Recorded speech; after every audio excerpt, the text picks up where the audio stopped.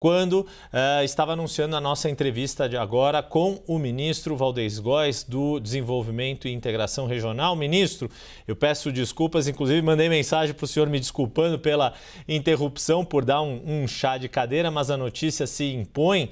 Mas é bom porque a gente tem bastante assunto para tratar com o senhor, porque a sua pasta é uma das mais diretamente afetadas por toda essa discussão a respeito das emendas parlamentares, pela própria natureza da sua pasta, que envolve esses projetos, como diz o nome, de desenvolvimento, de integração nacional, de desenvolvimento regional. Para sintetizar, o ministro Luiz Roberto Barroso, presidente do Supremo, deixou muito claro que o principal foco, me parece, que as emendas PIX vão ter que, elas não vão simplesmente chegar nos municípios, os municípios vão ter que indicar qual vai ser o uso dado a esses recursos que os parlamentares vão continuar enviando para seus redutos eleitorais, para as cidades que eles têm mais conexão. E me parece que, do ponto de vista da sua pasta, e queria ouvir a sua avaliação, ministro, tanto as emendas de bancada quanto as de comissão vão poder ajudar projetos mais estruturantes, projetos mais robustos, não serem usadas no varejo ali de um asfalto de uma determinada localidade, como disse o ministro, o presidente do Supremo, usar numa obra como uma construção de uma ponte, uma rodovia vicinal ou algo do tipo. Isso, na sua perspectiva, traz um aspecto positivo para um melhor uso dos recursos que passam pela sua pasta, ministro? Boa tarde, bem-vindo e mais uma vez, desculpe pelo atraso aqui do início, mas bom que a gente tem bastante assunto para conversar. Boa tarde, Yuri, também em nome da Débora e da Luísa, cumprimentar toda a equipe da CNN. Olha, primeiro dizer que é assertivo e necessário os entendimentos pactuados pelo Congresso Nacional, pelo governo federal, representado pelos ministros e o Supremo, em relação à melhor definição, destino e uso e aplicação dos recursos que são públicos, sejam eles já consignados no próprio orçamento da União ou aqueles que são decididos pelo Parlamento brasileiro. E sendo público, rastreabilidade, transparência é uma condicionante que não se pode abrir mão. Nenhum dos poderes e, sobretudo, o dono desse recurso, que é a população, é a quem é a destinatária final dos objetivos desses recursos. Então, eu queria aqui dizer que é muito importante essa decisão já anunciada pelo ministro Barroso, mesmo que ainda tenha discussão a acontecer futuramente sobre essa questão de emendas. Também em relação ao papel do Congresso Nacional, vamos lembrar que o parlamentar, seja ele deputado e senadores, representam o povo e, logicamente, o Estado. Então, eles cumprirem um papel, terem um protagonismo nesse debate, na definição do orçamento público, é a representatividade dos interesses mais diversos da população brasileira e, sobretudo, dos estados federados. Então, é legítimo também.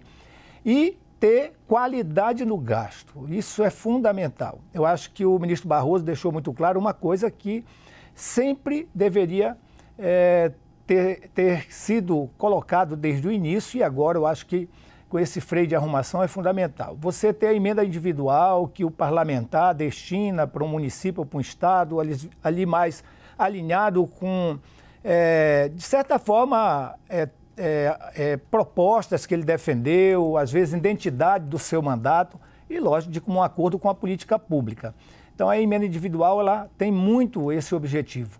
A emenda de bancada está certíssima a decisão. Eu mesmo fui governador e o Hospital Universitário do Estado do Amapá, a BR-156, são duas obras federais que eu consensuei com a bancada do meu estado para que as emendas fossem destinadas a esses projetos estruturantes, porque mesmo sendo um hospital universitário do governo federal, da Universidade Federal do Amapá, ou a BR-156, que é uma estrada federal, mas elas são de interesses da população amapaense, então era mais que justo que a emenda de bancada fosse reforçar projetos estruturantes, como as emendas de relatoria. Está corretíssimo também a gente avaliar a possibilidade de ser destinado para projetos mais regionais que todos os estados têm, em regiões de fronteira ou projetos de integração de estados. Isso é muito comum em qualquer região. Agora mesmo o governo federal, sob o comando da ministra Simone Tebet, definiu 5 rotas de integração sul-americana, que serve a todo o país, que vai servir a todo o Brasil nesta relação não só com a comunidade sul-americana, mas com outros países, sobretudo os asiáticos. Então é para aí que deve ser destinado esses grandes recursos que são oriundos de emendas de relator. Então acho que esse entendimento inicial sobre rastreabilidade, transparência, papel do Congresso Nacional, que é legítimo, e também a boa aplicação, a qualidade da aplicação do recurso público destinado por emendas é fundamental. Eu fiquei muito contemplado com que foi esse entendimento.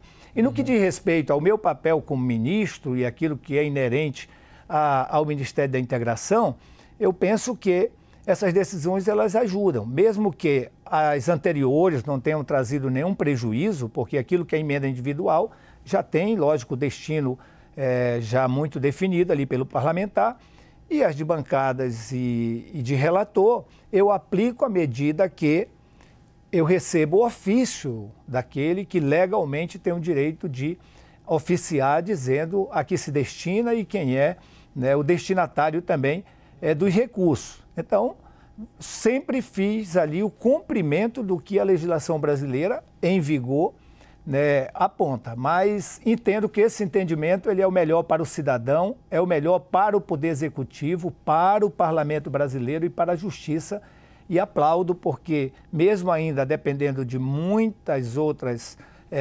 decisões, essas por si só já realmente correspondem a melhorar ainda mais a aplicação dos recursos públicos no Brasil. O ministro diz aplaudo e foi literalmente, viu, Yuri? Porque ele está aqui em Brasília, no estúdio comigo, e conforme o presidente do Supremo ia falando, ia contando, revelando, né? Especialmente essa questão das emendas de bancada destinadas a projetos estruturantes, o ministro fez com gesto mesmo o gesto do aplauso, né? Então, literalmente, né, ministro? Agora, a gente tem outros assuntos para falar contigo, mas só para encerrar essa questão, enfim, para eu colocar aqui minha pergunta sobre essa questão das emendas, que tem tudo a ver com o seu ministério e que acabou de acontecer, então hoje o dia está muito quente em relação a isso. Eu queria que o senhor fizesse um breve relato. 1 ano e meio de governo, o senhor à frente de um ministério que é muito afetado por essa questão das emendas, tá? Ou pela falta de direcionamento delas no seu ministério. Eu gostaria que o senhor contasse para a gente, relatasse qual foi o prejuízo até aqui, quão nocivo foi esse modelo sem rastreabilidade, né, sem transparência e sem foco na política pública. Qual foi o prejuízo para o seu ministério e para o trabalho em geral do governo federal? Olha, eu acho que a parte mais negativa é aquilo que eu já me referi, que o ministro Barroso também colocou muito claramente. Eu sempre fui adepto e sempre coloquei isso publicamente, coloco para os líderes, pratiquei enquanto governante e defendo enquanto colaborador do presidente Lula, que as emendas de bancada, se elas puderem reforçar projetos que são prioridade em qualquer estado do Brasil, né, pelo governo estadual, que é de interesse também do governo federal e da própria bancada, exemplo do PAC. O PAC foi feito uma escuta de todos os governadores e de todas as bancadas, e houve muitas escolhas de consenso. Então, essas escolhas de consenso, obviamente, se é de interesse daquela população, daquela comunidade, onde o governo federal concorda, o governo estadual concorda e a bancada concorda, por que todos não colocaram esforços nessa direção? Quer dizer, o governo federal prevê no seu orçamento, no PAC, a bancada pode botar recurso, reforça, e o governo do estado pode botar sua contrapartida. Eu acho que ganham todos são de alguma forma vinculados àquele bem, àquela entrega à sociedade. Então, eu sempre me ressenti disso, mas eu sou operador daquilo que a lei, o Congresso define junto com o governo do estado, o governo federal. Então, toda vez que eu recebi uma emenda para executar com base na lei em vigor, o meu dever é executar. Em regra, eu não tenho Pix, não recebo emenda Pix. A gente opera com emendas que chegam ao Ministério com destino já estabelecido, ou por contrato ou por convênio. Ou nós fazemos contrato diretamente com os estados indicados e município pelo parlamentar, ou convênio via Caixa Econômica Federal. Fora isso, aqueles parlamentares que, por exemplo, desejam botar emenda para Sudam, Sudene, Sudeco, não precisa necessariamente botar pelo Ministério. Inclusive, o ano passado, esse ano, eles têm colocado diretamente para essas superintendências que são subordinadas ao Ministério, mas o recurso não passa necessariamente por Ministério. Codevasf e Denox passam e a gente trabalha basicamente com TED e eles operam lá de acordo com a indicação dos próprios parlamentares, oriundo dos seus estados, onde a Codevasf e o Denox atuam, tem área de atuação. Então, em regra, a gente, de uma forma, né, sempre discordou e aplaude o fato de arrumar e priorizar que as emendas de bancada fortaleçam projetos estruturantes, que as emendas de relator fortaleçam também projetos estruturantes mais regionalizados, que diga respeito a mais de um estado brasileiro, né? Eu estou de acordo e acho que isso dá melhor qualidade na aplicação dos recursos públicos. Ministro, além da transparência e da rastreabilidade. Perdão. Ministro, falando de um projeto diretamente ligado à sua pasta, inclusive foi destaque na cobertura aqui do site da CNN, são os planos que o governo Lula, e por meio da sua pasta e do BNDES tem, de promover uma PPP, uma parceria público-privada relacionada à transposição do Rio São Francisco, uma obra, enfim, das maiores já feitas na história do país, com uma duração bastante longa, com uma série de questões, mas agora este projeto para o ano que vem de parceria público-privada. Por que é necessário adotar este modelo de gestão a partir de agora? Olha, o presidente Lula lá atrás tomou a decisão de fazer a transposição, e uma decisão correta. Nós estamos falando aí de 12 milhões, né, de pessoas que tinham escassez hídrica e que podem diretamente só pelo PISF, porque não é só o PISF, Segurança Hídrica, PISF é o Programa de Integração de São Francisco, garantir água a essas pessoas, seja para o consumo humano ou para a produção de alimentos de baixas emissões. E ao longo desses anos já foram investidos mais de 12 bilhões de reais. 12 bilhões de reais. Agora eu coordeno parte de um eixo do PAC chamado Água para Todos, onde revitalização de bacia, infraestrutura hídrica e tecnologias sociais de abastecimento das pequenas comunidades está ligado a mim. Apenas abastecimento das grandes cidades ao Ministério das Cidades.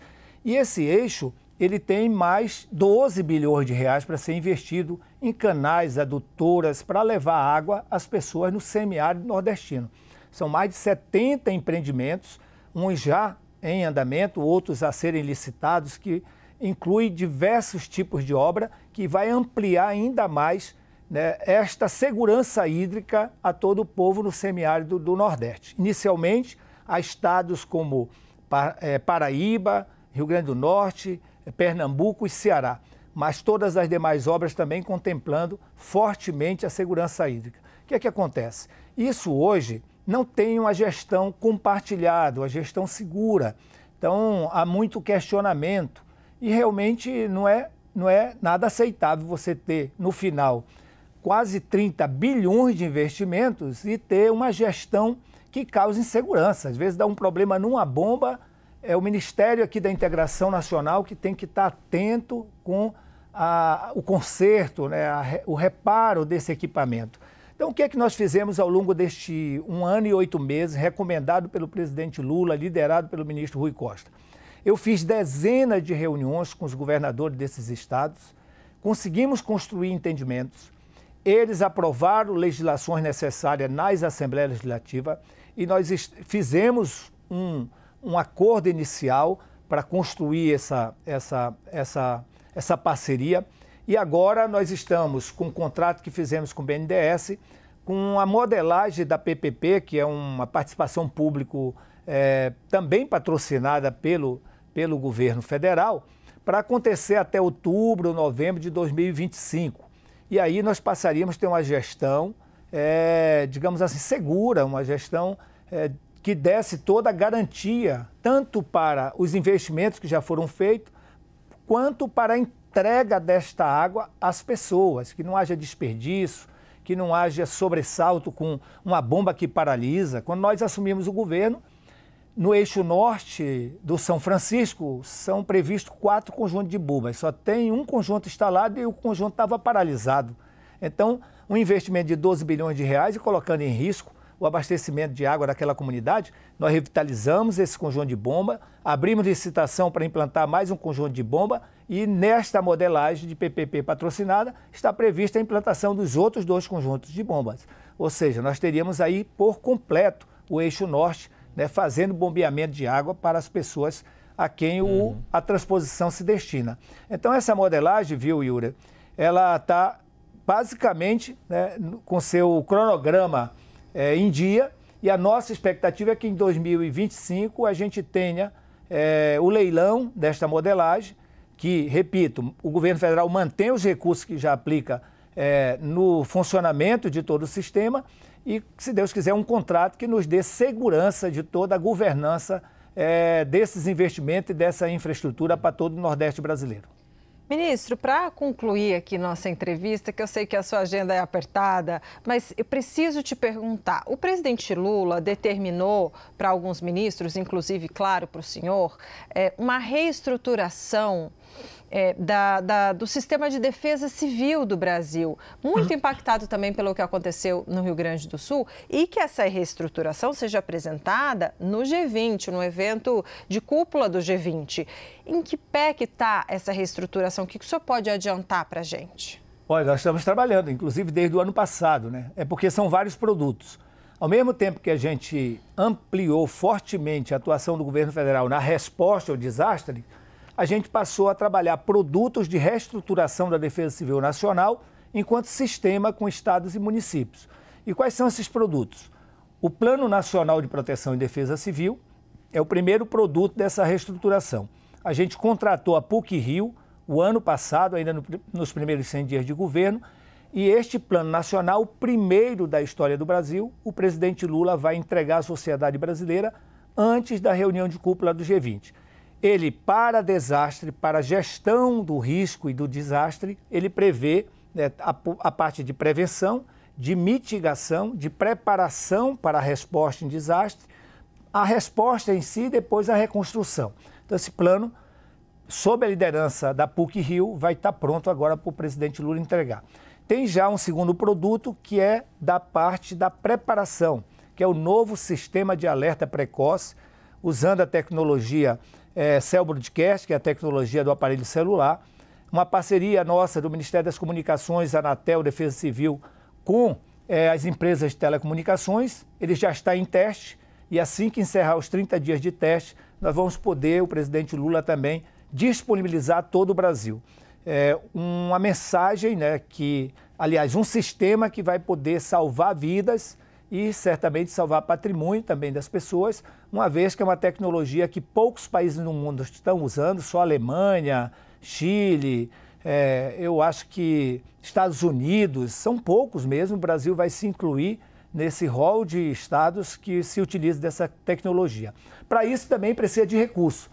E existe um fundo chamado FUNCAP, que é um fundo para calamidades, proteção e defesa civil, que existe há mais de 50 anos, 60 anos, e nunca foi alimentado com recursos. Aí o Congresso Nacional entrou muito fortemente nessa agenda, junto com o governo brasileiro, né, liderado por alguns parlamentares que têm muita experiência nessa área, já aprovaram algumas fontes oriundas de apostas não recolhidas, multas ambientais, também em relação à emenda parlamentares destinada ao fundo e sendo taxada a grande fortuna, considerando que existe vulnerabilidade muito forte relacionada com risco, também em desastre, parte ir para este fundo. Eu estou regulamentando o fundo e o presidente Lula, até final do ano, também deve apresentar à sociedade brasileira. Além de uma estruturação regionalizada da empregabilidade da defesa civil.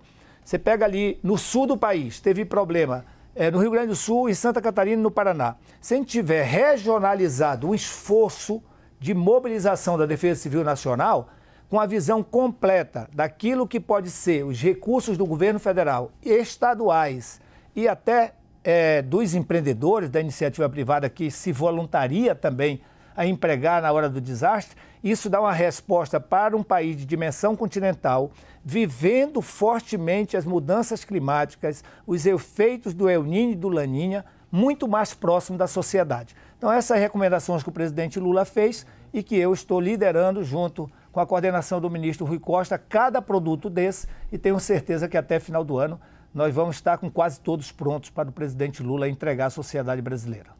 Ministro Valdez Góes, titular da pasta de Desenvolvimento Regional e Integração, eu agradeço demais a participação do senhor. Acabou sendo aqui num momento ali de notícias chegando em relação à discussão dos 3 poderes sobre emendas, mas também podendo explicar algumas dessas questões tão importantes ali da sua pasta. Ministro, mais uma vez, muito obrigado e até a próxima. Yuri, eu agradeço aí você, a Débora e a Luísa. Muito obrigado aí, principalmente os telespectadores da CNN.